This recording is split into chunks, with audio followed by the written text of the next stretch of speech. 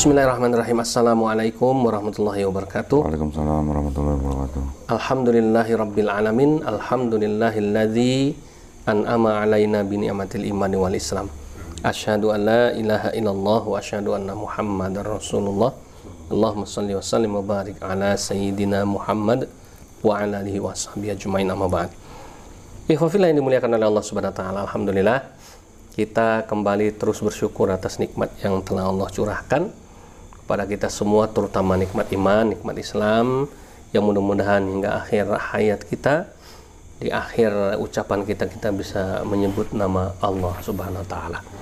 Sholawat dan salam semoga terlimpah dan tercurah kepada uswah hasanah junjungan kita tercinta, suri teladan kita yang kita nanti-nantikan syafaatnya di yaumul qiyamah nanti, yaitu Nabi kita Muhammad sallallahu alaihi wasallam. Baik, sebelum kita mulai, kita awali dengan melafadzkan basmalah. Bismillahirrahmanirrahim. Kita langsung bergabung, sudah ada di studio mini kita, ya di studio mini, yaitu Pak Donditan ya. Assalamualaikum Pak Dondi. Waalaikumsalam warahmatullahi wabarakatuh. Beliau ini adalah Uncle Bob kita yang sama-sama sudah familiar di telinga kita ya, karena banyak fans dari Bob lovers ini gitu ya. Bob lovers. Baik, gini Pak Dondi, saya sebetulnya cuma punya unek-unek nih. Begini latar belakang sebelum saya mengungkapkan ini Pak unek-unek nih. Kita tahu bahwa yang namanya sosok tokoh terkenal di Kristen ini, ya kan, adalah nama Rasul Paulus. Nah, gitu ya.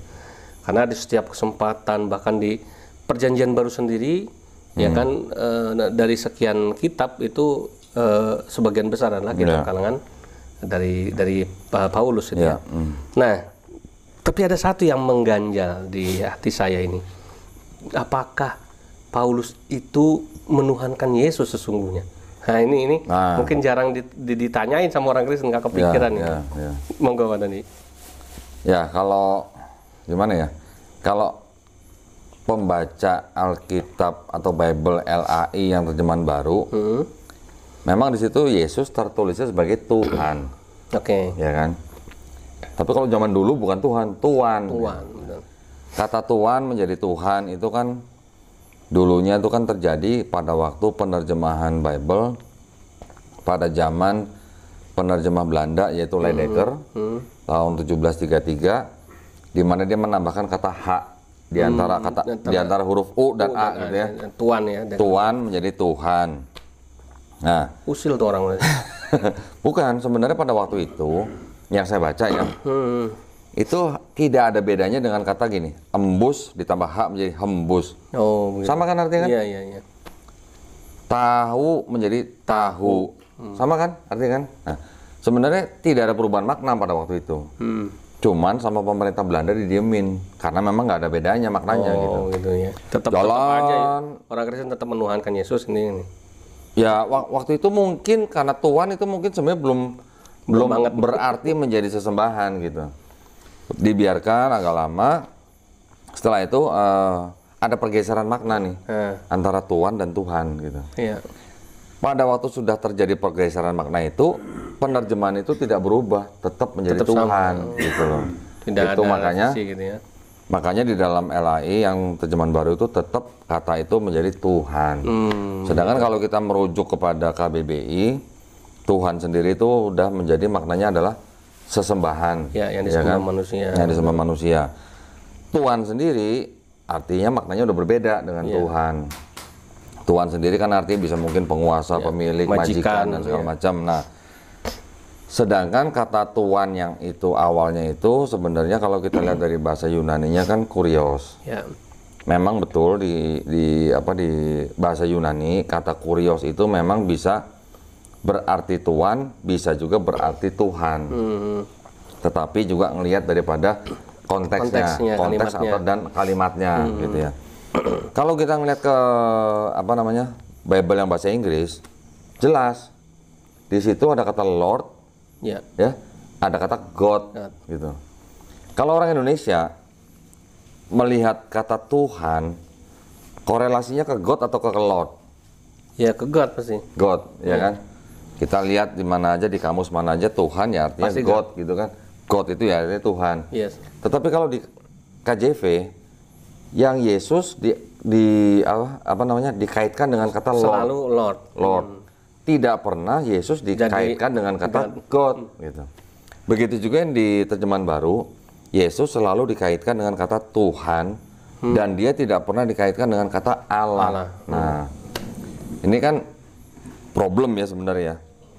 Ada Tuhan, ada Allah. Kalau buat kita jelas, kalau Allah itu adalah nama, personal name, proper name ya, daripada pribadi itu ya. Sedangkan kalau Tuhan kan adalah sebutan umum atau generic name.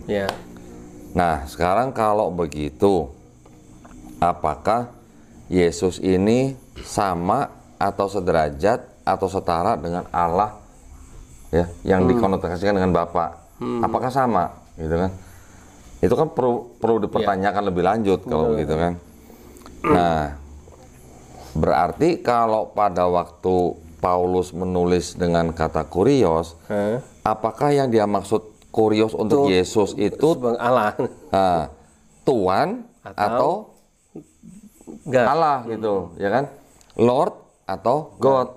Kalau terjemahan bahasa Inggrisnya jelas, Yesusnya Lord, Bapaknya God. Udah bisa dipisahkan. Ada pembedaan, ada pemisahan. Saya pernah menonton film sejarah ya mengenai bangsa Viking mulai masuk ke tanah Inggris yang sekarang. Pada waktu itu, yang di Inggris itu di abad ke-7, 8 itu, kalau seseorang mempunyai tanah misalnya, dia disebut Lord. Misalnya Lord Yusuf gitu misalnya. Betul. Ya, kita manggilnya misalnya saya manggilnya Lord Yusuf. Artinya tuan tanah ya. Kalau saya manggil raja dengan menggunakan Lord King. Ada Lord, ada King gitu kan. Kalau saya ke gereja, di gereja itu saya nyebut Tuhan apa? Lord God gitu. Jadi ada Lord nama, ditambah nama, ada Lord King, ada Lord God. Jadi ada Tuan Yusuf, ada Tuan Raja, ada Tuan Tuhan gitu. Ada pembedaan antara Tuhan dan Tuhan. Nah, sekarang pertanyaannya kan jadi kan, apakah Paulus menganggap Yesus itu sebagai God? Ya, yang bahasa Indonesia ini kita singkirin dulu nih. Karena kan membingungkan Gin, ada Tuhan, ada Allah nih. Kita pakai yang bahasa Inggris saja. Apakah Yesus itu Lord atau God? Di seluruh surat-surat Paulus tidak pernah Yesus disebut God. Yang disebut God itu selalu Bapa. Yesusnya disebut selalu Lord. Nah, kita coba buka 1 Korintus 8 ayat 6 ya. Saya bacakan. Pemirsa bisa lihat di teks ya, di layar maksudnya. Ya, nanti lihat yang di bahasa Inggris ya, lebih jelas ya. Kalau bahasa Indonesia, orang pasti bingung. Tetapi walaupun begitu, gereja di Barat pun juga menganggap Yesus sebagai Tuhan. Artinya sebagai God. Sama ya sebenarnya. Tetapi kalau balik kepada Bible bahasa Inggrisnya, tetap ada pemisahan. Yesusnya tidak pernah disebut God, hanya disebut Lord gitu loh. Ya, sebentar saya buka di 1 Korintus 8 ayat 6. Disebutkan begini. But to us there is but one God, the Father. Ya, jadi Father itu God. Ya, cuma satu ya. Of whom are all things, and we in Him, and one Lord Jesus Christ. Nah, di sini Jesus Christ menjadi Lord. Satu Tuhan, satu Tuan. Nah, by whom are all things, and we by Him. Jelas kan? Saya bacain yang bahasa Indonesia nih ya. Terjemahan LAI-nya. Terjemahan LAI-nya nih. Namun bagi kita hanya ada satu Allah saja, yaitu Bapa, yang daripadanya berasal segala sesuatu dan yang untuk Dia kita hidup. Dan perhatikan, dan satu Tuhan saja, yaitu Yesus Kristus, yang olehnya segala sesuatu telah dijadikan dan yang karena Dia kita hidup. Ada Tuhan, ada Allah. Bahasa Inggris ada Lord, ada God. Pertanyaannya, sama nggak nih Tuhan dengan Allah, Lord dengan God? Sama nggak kira-kira? Iya, beda ya sebenarnya. Harusnya beda. Betul, benar. Kalau sama, kenapa ada dua istilah yang berbeda? Ya, gitu ada dua disebut, ada dua individu ya. Jadi kalau begitu kan kita juga boleh nanya, ini sebenarnya nih buat Paulus, Yesus ini God atau bukan? Kalau dari bahasa Inggrisnya, Yesus ini God atau bukan? Kalau di bahasa Indonesia, sebenarnya Yesus ini Allah atau bukan? Gitu. Pemadanan antara Allah dan God ini sendiri juga tidak tepat sebenarnya. Betul. Ya. Saya nggak ngerti lah. Ini LAI kan kita udah sering bahas ya. Memang tidak konsisten gitu kan. Kadang diterjemahkan menjadi proper name, kadang diterjemahkan menjadi generic name. Itu yang membingungkan sebenarnya. Betul. Orang Kristen nggak bingung kenapa? Ya karena mereka cuma mendengar. Kalau baca, perhatikan sendiri secara teliti, pasti timbul pertanyaan. Dan inkonsistensi itu apakah berarti menunjukkan ya bukan ketidaktahuan, tapi memang pengetahuan mereka tentang makna kata itu juga nggak dalam, nggak tahu. Makanya kalau kita dialog dengan saudara kita yang Kristen, kita tanya bedanya Tuhan sama Allah apa sih? Jawaban itu muter. Keder ya, benar. Keder, pasti kan keder. Karena itu maknanya itu buat mereka disamakan antara Tuhan dan Allah, tetapi ada pemisahan antara Yesus dan Bapa dengan istilah yang berbeda. Iya. Dan tidak pernah Yesus di di Perjanjian Baru yang LAI disebut dengan kata Allah. Iya. Begitu juga yang bahasa Inggris, Yesus tidak pernah disebut dengan kata God. Betul. Gitu. Nah, kalau dari sisi sejarah nih, waktu antara Paulus dengan Yesus ini ya, ada nggak yang mengindikasikan bahwa Paulus memang nggak pernah menuhankan Yesus? Nggak pernah? Menuhankan Yesus.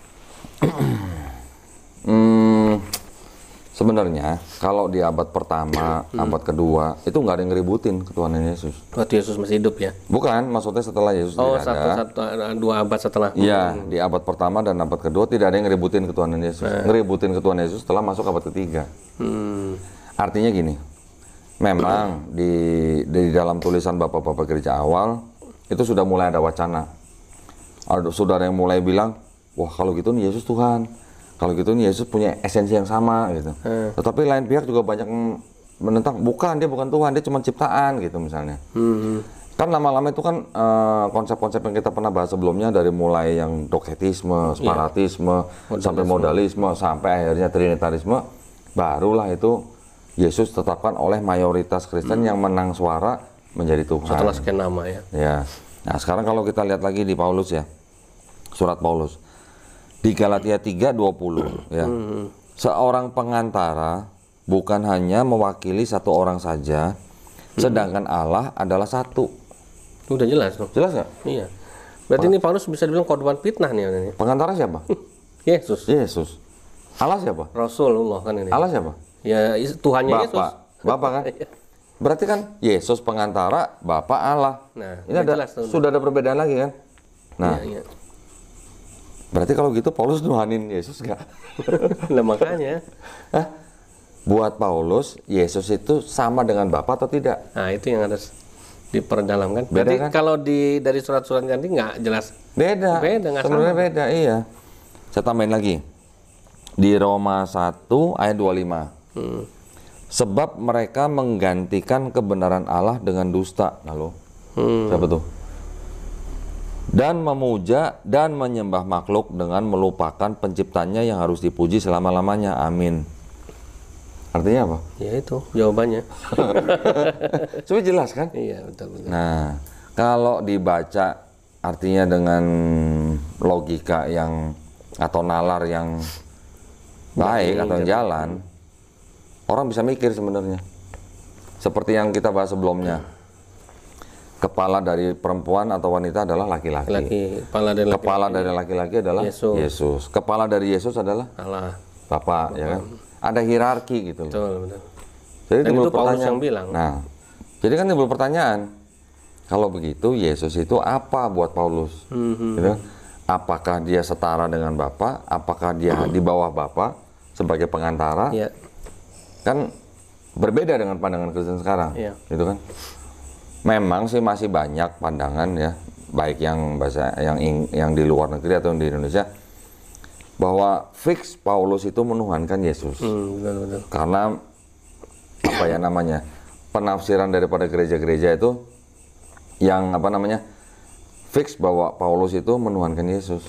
Tetapi kalau kita perhatikan ayat-ayat seperti itu tadi, cukup jelas kalau buat saya sebenarnya. Jadi udah jelas ya. Sebetulnya mungkin orang-orang Kristen ini korban dari doktrin yang udah lama, yang terus dihembuskan bahwa Paulus adalah Rasul Kristen, ya kan, yang menuhankan Yesus kan begitu. Tapi sementara orang-orang Kristen sendiri mungkin tidak mendalami Alkitabnya ya. Sementara di surat-surat Paulus yang tadi sudah disebutkan di dalam Galatia, di Roma ya kan. Ternyata Paulus sendiri kita bisa baca, kita meragukan ya. Ya, bahwa Paulus menuhankan Yesus dengan tadi disebutkan hierarki, pembedaan ya, dan sebagainya. Pemisahan lah gitu ya. Masalahnya kan karena Yesusnya tidak pernah disebut dengan Allah di dalam seluruh surat-surat Paulus, atau Yesus tidak pernah disebut dengan God di seluruh surat-surat Paulus dalam bahasa Inggris pun. Jadi kan timbul pertanyaan, kalau orang yang kritis berarti nanya, berarti Yesus itu Allah atau God itu sendiri itu bukan gitu kan? Buat Paulus ya. Nah, kalau tidak pernah, pertanyaannya kenapa sekarang saudara kita yang Kristen menganggap Paulus menuhankan Yesus gitu loh. Betul. Memang ini perlu dikaji lebih dalam. Kita perlu banding-bandingkan dengan ayat-ayat yang lain. Tetapi sudah jelas gitu. Informasi dari Bible sendiri ya. Informasi dari Bible sendiri. Dan dari surat Paulusnya sendiri. Ya, di dalam terjemahan baru Yesus tidak pernah disebut atau dikaitkan dengan sebutan Allah. Yang bahasa Inggris juga begitu. Yesus tidak pernah dikaitkan atau disebut dengan kata God gitu. Boleh dicek, boleh diperiksa gitulah ya. Baik ya, menarik ini. Nah, berarti sudah jelas nih. Sudah terjawab ya keresahan saya. Dan mudah-mudahan juga bisa menjawab keresahan saudara-saudari Nasrani kita.